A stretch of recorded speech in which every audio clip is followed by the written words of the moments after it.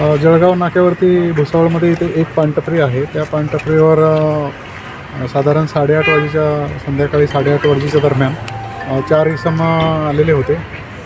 त्यांनी तोंड बांधलेलं होतं. त्याच्यामुळं प्रथमदर्शनी रॉबरीच्या उद्देशानेच ते आलेले आहेत असं दिसत आहे. त्याच्यातल्या एकाने अवैध शस्त्र दाखवून पानटपरीवर त्याच्याकडून काही रक्कम लुटण्याचा प्रयत्न करत असताना त्याच्यातले उल्हास पाटील जे आहेत त्यांनी प्रतिकार केलेला आहे. आणि प्रतिकार करत असताना त्यांनी प्रतिकार केल्यामुळं ते जे हल्लेखोर आहेत ते पळून गेले. पळून जाताना त्यांनी फायर केला होता. अवैध शस्त्र त्यांच्या खांद्याजवळ लागलेली आहे. ते जखमी आहेत. त्यांच्यावर रुग्णालयामध्ये उपचार सुरू आहेत. आपण आता त्यांची फिर्याद घेऊन गुन्हा दाखल करत आहोत पोलीस स्टेशनला आणि पुढचा तपास सुरू आहे.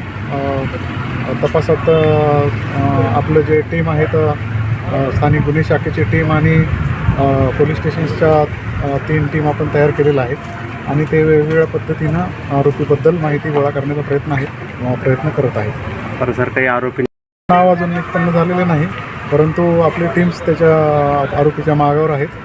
लवकरच आरोपीचे डिटेल्स पण आपल्याला मिळतील. थँक्यू.